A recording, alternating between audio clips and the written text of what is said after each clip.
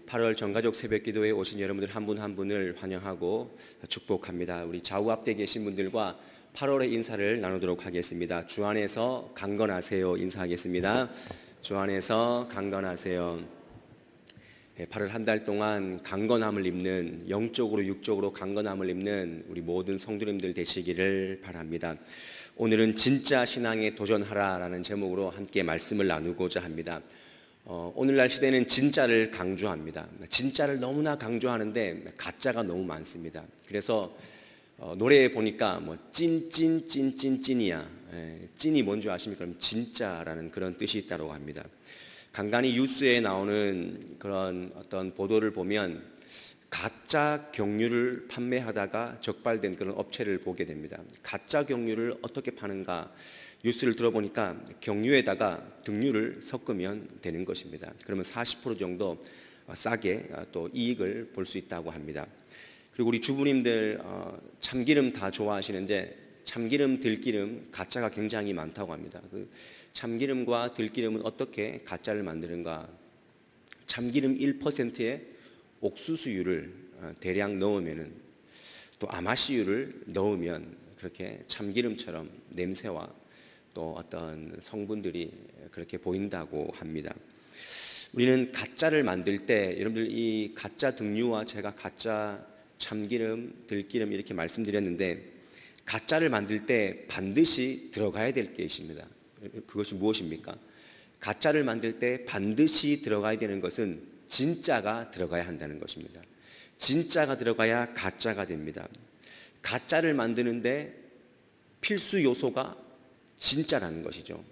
굉장히 중요합니다. 아무리 많은 양의 진짜가 있다 할지라도 소량의 가짜가 들어가면 그것은 진짜가 아닙니다. 왜냐하면 가짜가 포함되었기 때문에.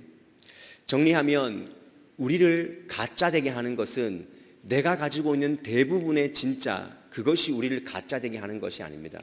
내 안에 있는 작은 그 가짜들이 내 신앙을 가짜로 만든다는 것입니다. 우리가 이 원리를 다시 한번 생각해 보아야 됩니다. 우리 신앙의 대부분은, 우리는 진짜 신앙이라고 말하지만 하나님의 것이 아닌 것, 그 세상적인 것, 사단의 어떤 유혹들, 그것이 우리를 가짜로 만든다는 것입니다. 내 신앙이 평생 진짜 같다라고 생각해도 지금 내 신앙 안에 헛된 부유물들이 있다면 그것은 가짜 신앙입니다. 근데 우리는 진짜라고 믿고 살고 있지는 않습니까? 우리는 진짜 대신 예수님을 믿고 살면서도 내 안에 가득한 가짜 때문에 예수님을 가짜로 만들고 그렇게 살 때가 너무나 많습니다. 그래서 신앙은 늘 현재성을 가지고 있습니다. 내가 지금 어떻게 믿고 있느냐, 내가 무엇을 향해 달려가고 있느냐, 그것이 우리 신앙을 진짜가 되기도 하고 가짜가 되기도 합니다. 우리가 악하다고 생각하는 사울 왕을 보십시오. 사울 왕도 처음에는 순수한 신앙이었습니다. 예언도 하고 의로운 분노도 내었던 사람입니다. 그런데 그 속에 다량의 가짜가 들어가니까 그 신앙이 완전히 변질되지 않습니까? 예수를 팔아넘긴 가룟 유다를 생각해 보십시오. 그도 처음에는 그렇지 않았을 것입니다. 그러나 그의 안에 순간 세속적이고 탐욕적인 것이 들어왔기 때문에 예수님을 팔아넘기지 않습니까? 그는 가짜 제자가 되는 것입니다. 우리는 다시 진짜 신앙을 회복해야 합니다. 이 땅에 우리가 선한 능력, 우리가 기도할 때마다 선한 영향력이라고 기도를 하지만 진정한 선한 능력과 영향력은 내 신앙이 진짜가 될 때 거기에서부터 시작하는 것입니다. 그런 면에서 오늘 말씀은 가짜를 버리고 진짜를 붙잡는 그런 선한 능력을 가지라라고 말하는 사도 바울의 그런 고백이 나옵니다. 우리는 오히려 수많은 가짜를 제거하고 진짜만을 위해 살아갈 수 있는 그런 신앙으로 오늘 다시 한번 다짐해서 이 뜨거운 8월을 우리의 진짜 신앙으로 승리할 수 있기를 원합니다. 그러면 오늘 사도 바울이 말하고 있는 이 고백 가운데, 이 권면 가운데 담겨 있는 진짜 신앙의 면모가 무엇인가 우리가 한두 가지 살펴보기를 원하는데요. 여러분, 진짜 신앙은요, 예수님을 위해서 손해를 기꺼이 감수할 수 있는 그런 신앙입니다. 손해를 감수할 수 있는 신앙. 예수님의 공생애와 가르침을 보면 세상과는 다른 그런 역발상들이 있습니다. 가령 이런 것들입니다. 너를 억지로 오리를 가게 하거든 몇 리를 가라고요? 10리를 가라. 누가 너에게 속옷을 가지고자 하면 뭐까지 주라고요? 겉옷까지 줘버려라. 그리고 너를 박해하는 자를 위해서 기도하라 라고 이렇게 말합니다. 세상이 생각하는 것과 예수님이 생각하는 것은 완전히 정반대입니다. 이것이 가능한 이유가 무엇입니까? 그것은 별로 중요하지 않기 때문입니다. 내가 진짜를 소유하고 있으면 그런 것들, 세상에서 요구하는 것들 기꺼이 할 수 있다는 것입니다. 그것은 본질이 아니기 때문에. 오늘 사도 바울은 8절 후반절 말씀에 이렇게 말하고 있습니다. 내가 그를 위하여 모든 것을 잃어버리고 배설물로 여김은 그리스도를 얻고라고 분명히 말씀하고 있습니다. 여기에 이 표현을 한번 잘 보십시오. 모든 것을 잃어버리고. 여러분들 그냥 이 단순한 표현 같지만 우리는 생각하기를 이것을 과거에 그냥 나는 과거에 내 자신을 그냥 잃어버리고 그냥 살겠다, 무시하고 버리고 덮어놓고 간다, 그런 뜻이 아닙니다. 여기서는 나는 예수를 믿고 나는 모든 것을 잃어버렸다, 이것은 막중한 손해를 내가 당했다, 그리고 내가 감당하겠다라는 그런 표현입니다. 에제미 오덴이라는 헬라어를 썼는데 이 단어는요 상업적 용어입니다. 상업적 용어.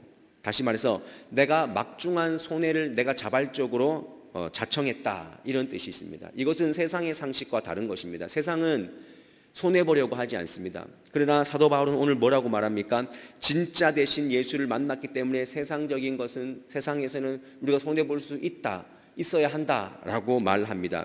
그래서 자신이 가진 것들 아무리 좋아 보여도 예수님을 만났기 때문에 그는 배설물로 여기지 않습니까?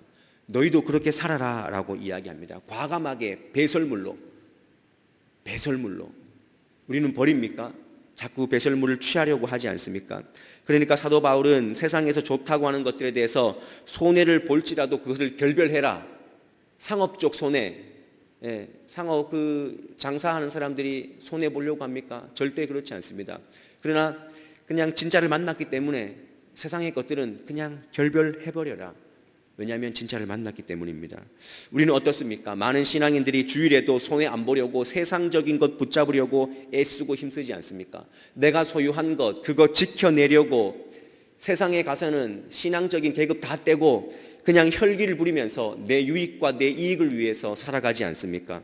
교회 사역을 한다고 하면서도 자기 부서, 자기 명예 그거 지키고자 손해 안 보려고 그냥 내 이름 드러내려고 그렇게 아등바등 살아가고 있지는 않습니까? 여러분, 그거 가짜 신앙입니다. 주님이 원하시는 신앙이 아니라는 것입니다. 세상 사람들은 우리가 아무리 예배를 하고 말씀을 보고 기도를 해도 우리의 가짜 같은 모습 때문에 예수님을 진짜로 여기지 않는다는 것입니다. 우리가 무엇을 해야 됩니까? 우리가 어떻게 진짜 신앙을 회복해야 됩니까? 손해봐야 됩니다. 손해볼 수 있어야 합니다. 져줄 수 있어야 합니다. 예수님은 십자가 고통을 참아가시면서까지 희생과 손해를 감수하셨습니다. 이 땅의 진정한 회복은 예수님의 희생이 내 마음에 담겨지고 나도 그 삶을 자청하며 따라가는 그 삶을 살아가는 것입니다. 여러분 한번 잘 생각해 보십시오. 경쟁하고 각박하고 AI 시대, 인공지능 시대 막 이렇게 얘기를 하지 않습니까? 이 시대에 진짜 필요한 것이 무엇입니까? 세상 사람들은 다 경쟁합니다. 이기려고 합니다. 그럼 여기에서 신앙인들이 살아갈 때 진짜 영향력이 무엇이라고 생각합니까? 그것은 바로 져줄 수 있는 신앙, 남을 위해서 기꺼이 내가 져줄 수 있는 신앙, 내 이익을 조금 손해볼 수 있는 그 신앙이 진정한 진짜 신앙인의 모습이라는 것입니다. 저는 여러분들에게 무조건 져라, 무조건 손해봐라가 아닙니다. 예수님을 위해서라면, 그것이 예수 믿는데 그냥 본질이 아니라면, 그냥 세상적인 이익이라면 손해보고 오히려 그것 때문에 내가 손해를 봐서 예수님의 이름이 드러날 수 있다면 그것을 기꺼이 해라 라고 하는 것입니다. 여러분들, 질 수 있는 사람, 마음이 넓은 사람, 배려할 수 있는 사람, 그 사람이 오늘 살아가는 진짜 신앙인의 모습일 수 있다는 사실을 꼭 기억하시기를 바랍니다. 또 한 가지 진짜 신앙인은요, 부활의 능력이 임하는 삶, 그 삶을 살아가는 사람입니다. 신앙의 핵심이 무엇입니까? 바울 신학의 핵심이 무엇입니까? 그것은 십자가의 신학과 부활의 신학입니다. 이것이 기독교의 핵심입니다. 아무리 다 가져도 우리가 이 핵심, 십자가 신앙과 부활 신앙을 잃어버리면 이것은 아무것도 아닙니다. 사도 바울은 부활의 권능 속에 사는 삶, 거하는 삶, 그 삶을 오늘 강조합니다. 10절과 11절 말씀, 우리 10절과 11절 말씀을 함께 읽어보도록 하겠습니다. 시작. 내가 그리스도와 그 부활의 권능과 그 고난에 참여함을 알고자 하여 그의 죽으심을 본받아 어떻게 해서든지 죽은 자 가운데서 부활에 이르려 하노니, 이렇게 말씀하고 있습니다. 사도 바울은 부활의 권능을 알기 때문에 고난에 참여하고자 애쓴 사람이다 라는 것입니다. 사도 바울은 예수님의 영에 사로잡혀 모든 것을 잃어보았기 때문에 살기가 등등했던 그런 사람이었는데, 다메섹 도상에서 앞을 보지 못하고 예수의 영으로 다시 살아났을 때 그는 모든 것을 잃어보았기 때문에, 그분을 경험했기 때문에 이 신앙을 아는 것입니다. 여기서 바울이 말하는 부활의 능력이 무엇입니까? 그리스도의 역사적인 부활, 그리스도께서 우리가 죽음 후에, 그리스도인들이 죽음 후에 겪게 될, 체험하게 될 그런 육체적 부활, 그것을 말하는 것이 아닙니다. 여기서 말하는 부활의 권능은 오늘 우리와 함께 하셔서, 오늘 우리와 함께 부활하셔서 믿는 자 가운데 역사하시는 그리스도의 능력을 말하는 것입니다. 믿는 자 가운데 임하시는 부활의 능력, 여러분들 지니고 있습니까? 우리가 이 땅을 살아가는데 내 안에 부활의 능력이 있기 때문에 십자가를 기꺼이 지고, 그 부활의 능력이 있기 때문에 내가 기뻐할 수 있는 그 능력이 우리 안에 있느냐는 것입니다. 그것이 없으면 가짜 신앙입니다. 아무리 여러분들이 많은 것을 해도 그건 가짜 신앙입니다. 내 안에 부활의 능력이 없는데, 부활의 능력이 없기 때문에 십자가를 지려고 하지 않습니다. 그것은 가짜 신앙입니다. 사도 바울의 그 말은 주님의 부활이 믿어짐으로써 고난이 더 이상 고난이 아닌 삶, 또 우리의 희생이 단순한 희생이 아니라는 삶, 그것을 아는 것입니다. 여러분들 애쓰고 힘쓰는 것이 막 십자가 지는 것 같지만 그것이 더 이상 고난이 아닌 것입니다. 여러분들 가정을 위해서 애쓰고 또 직장에서 믿음을 살려고 하는 것, 그렇게 애쓰는 것, 그거 고난이 아닌 것입니다. 왜냐하면 우리 안에 부활의 능력이 있기 때문에. 여러분들 한번 오늘 이 아침에 다시 한번 스스로에게 물어보십시오. 여러분들은 부활의 능력을 소유한 사람들이십니까? 우리는 너무 편하게 신앙생활 하려고 하고, 우리는 겉은 신앙이지만 속은 철저하게 세상의 성공과 유익을 바라는 그런 껍데기 신앙이 너무나 많지 않습니까? 주님의 고난을 스스로 채워보신 경험이 있습니까? 내 스스로 저게 고난이지만 내가 기꺼이 져보겠다라고 하는, 스스로 고난을 체험하려고 하는, 경험하려고 하는 그런 노력이 있습니까? 우리가 왜 그렇게 할 수 있습니까? 우리 안에 부활의 능력이 있기 때문에 그것을 기꺼이 할 수 있는 것입니다. 오히려 우리가 고난이 와도 억울하다고 생각합니까? 여러분, 그 신앙이 아닙니다. 고난 때문에 진심으로 주님의 부활이 느껴지고 믿어지는 것이 우리의 신앙이 되어야 합니다. 우리는 그 과정을 너무 간과하려고 합니다. 그러니까 죽음 앞에 겁을 내고 미련이 남고 원망만 가득한 그런 신앙의 삶을 살지 않습니까? 제가 예전에 읽은 책 중에서 한동대학교 총장이셨던 고 김영길 총장님이 쓴 신트로피 드라마라는 그런 책이 있습니다. 그 사학, 특별히 대학 사립학교가 얼마나 힘듭니까? 기독교 사학은 더 힘듭니다.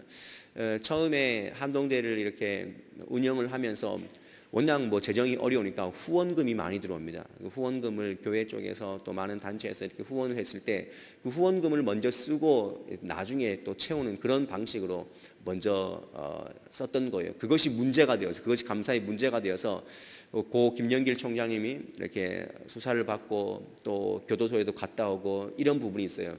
근데 그가 쓴 책에 보면은 자기가 대구 교도소로 이감될 때, 경주에서 대구로 이감될 때 자기가 쓴 그런 표현이 있습니다. 책의 내용을 제가 그대로 한번 읽어드리겠습니다. 이렇게 쓰여 있습니다. 내 손목에 수갑이 채워졌고 두꺼운 밧줄로 어깨부터 허리까지 앞뒤로 묶여졌다. 수갑이 너무 꽉 조여서 손을 움직이기 힘들었다. 밧줄 매듭 때문에 의자에 등을 기댈 수도 없었다. 그때에 호송 교도관이 다가와서 말했다. 총장님, 최근 탈옥수 사건 이후로 수갑을 2개씩 채워야 하는 규정이 생겼습니다. 죄송합니다. 조금만 참아 주십시오. 그의 위로에 눈물이 핑 돌았다. 버스는 경주 교도소를 떠나 대구를 향해 고속도로를 달리고 있었다. 초여름에 푸른 산천이 새롭게 보였다. 나도 모르게 눈물이 줄곧 흘러내렸다. 내가 당하는 고통 때문이 아니었다. 문득 가시면류관을 쓰시고 골고다 언덕길을 올라가신 예수님이 떠올랐다. 내가 죄수의 몸으로 결박당해 보니 예수님이 겪으셔야 했던 고통의 무게가 내 가슴을 찔렀다. 예수님이 죄인인 나의 죄값을 대신 치르시기 위해 사람으로 오셔서 가시면류관을 쓰시고 채찍에 맞으시며 조롱과 멸시로 십자가를 지셨구나. 창조주 하나님이 피조물인 인간에게 가해를 당하셨구나. 그런데 진짜 죄인인 나는 편안하게 버스를 타고 가고 있다니. 독생자를 보내셔서 죄인인 나를 위해 죽게 하신 하나님의 사랑을 생각하며 감사해서 울었고 죄송해서 울었다. 나는 측량할 수 없는 하나님의 사랑과 예수님의 희생을 입은 존재다.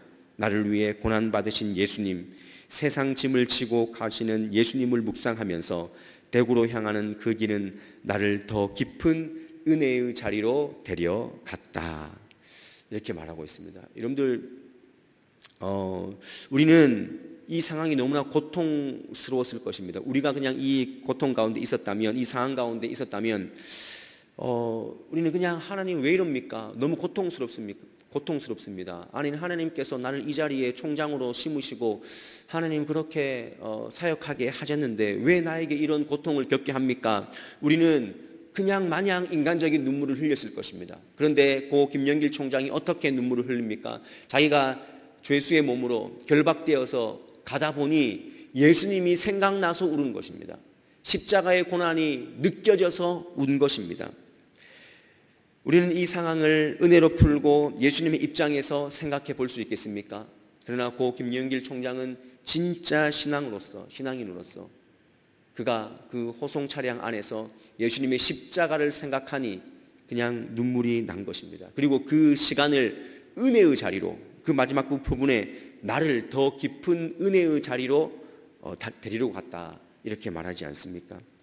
여러분, 이것이 바로 신앙인입니다. 고통 가운데, 고통 중에 있었을 때, 신앙의 뜨거운 맛이 왔을 때, 뜨거운 어떤 물이 우리 안에 들어왔을 때 우리가 어떤 맛을 내야 되는가, 이것이 중요한 것입니다. 여러분들, 단순한 논리입니다. 여러분, 치약을 쭉 짜면 치약이 나와야 됩니다. 우리가 물감을 쭉 짜면 물감이 나와야 됩니다. 신앙인을 쭉 짜면 뭐가 나와야 됩니까? 십자가 은혜가 나와야 되는 것입니다. 왜 십자가 은혜가 나올 수 있습니까? 우리 안에 부활의 능력이 있기 때문에 예수님, 십자가, 이것이 나와야 되는 것입니다. 부활의 능력이 있기 때문에 우리를 아무리 세상이 짜도 십자가, 부활의 능력, 그것이 나올 수 있는 것입니다. 그래서 결국 기독교의 핵심은 기쁨입니다. 기쁨. 여러분, 기뻐하십니까? 고난이 와도 기뻐하십니까? 여러분, 왜 고난이 와도 기뻐할 수 있습니까? 왜 빌립보서에서 사도 바울이 계속 기쁨을 강조합니까? 이유가 있습니다. 자기 안에 부활의 능력이 있기 때문에 기뻐할 수 있다라고 말합니다. 여러분들, 기뻐하시길 바랍니다. 여러분들의 상황과 상관없이 기뻐할 수 있어야 되고, 은혜의 시간임을 알 수 있어야 됩니다. 하나님께서 모든 때를 아름답게 지으셨다라고 말씀하셨는데, 이 코로나의 때도, 이 더위의 때도, 여러분들의 가정 안에 있는 그 수많은 문제가 있다 할지라도 우리는 기뻐할 수 있어야 됩니다. 왜냐하면 기독교는 기쁨의 종교이기 때문에. 예수님은 십자가에 못 박혀 죽으셔서 그냥 우리를 울게 하지 않았습니다. 다시 한번 살아나셔서 우리를 기쁘게 하셨습니다. 그렇기 때문에 우리는 기쁨의 종교, 그 부활의 능력을 다시 한번 우리 안에 품고 나아가는 것입니다. 믿음의 주요 또 온전케 하시는 예수님을 바라보면 십자가를 참을 수 있고 부끄러움을 개의치 않는 그 삶을 살아가게 됩니다. 왜냐하면 우리 안에 부활의 권능이 이미 내재해 있기 때문입니다. 살아계신 주님께서 이미 여러분들 안에 와 계십니다. 여러분들 걱정하지 마십시오. 염려하지 마십시오. 사단에게 틈을 주지 마십시오. 우리가 염려하고 불안해하면 사단이 우리 마음의 문고리를 잡고 막 흔드는 것입니다. 그리고 내 마음이 열려버리면 이제는 사단이 내 마음을 다 주장하는 것입니다. 우리 안에 성령님이 이기실 수 있도록 믿음을 온전히 세우시기를 바랍니다. 내 안에 가짜 신앙을 다 내버리실 수 있기를 바랍니다. 세상적으로 즐거워하고 내가 뭐가 되어서 즐거워하고 우리 자녀가 뭐 올라가야 즐거워하고 합격해야 즐거워하고 이 단순한 기쁨에 그냥 젖어들지 마시기를 바랍니다. 그거 다 가짜 신앙입니다. 진짜 신앙은 뜨거운 물이 우리 안에 왔을 때, 세상이 우리를 꽉 찼을 때 우리가 무엇이 나오느냐, 그것이 진짜 신앙인 것입니다. 우리 오늘 말씀을 통해서 다시 한번 내 신앙이 지금 진짜 신앙인지 돌아보시기를 바랍니다. 내가 진짜가 돼야, 여러분들 한 사람 한 사람이 진짜가 돼야 선한 영향력이 되는 것입니다. 내가 가짜인데 어떻게 세상에서 선한 영향력을 발휘할 수 있겠습니까? 여러분, 진짜는 위기에서 진가를 발휘합니다. 이 코로나 위기 시대 때 여러분들 신앙이 진짜가 되어서 하나님이 칭찬하시는. 그래서 오늘 찬송했지 않습니까? 주께서 우리를 부르실 때 잘했다 칭찬하리니. 이러한 상급 받도록 우리 딴 길로 가지 말자고 우리 육부가 그렇게 고백하지 않습니까? 이런 믿음을 가지고 이런 영향력을 가지고 세상에서 승리할 수 있기를 바랍니다. 우리 다시 한번 진짜에 도전하십시다. 가짜 다 버리고 진짜에 도전하시기를 바랍니다. 우리 이런 한 달 되실 수 있도록 우리의 마음을 다시 한번 주님께 드리고 부활의 능력으로 회복하시는 저와 여러분의 삶이 될 수 있기를 주님의 이름으로 간절히 축원드립니다. 우리 함께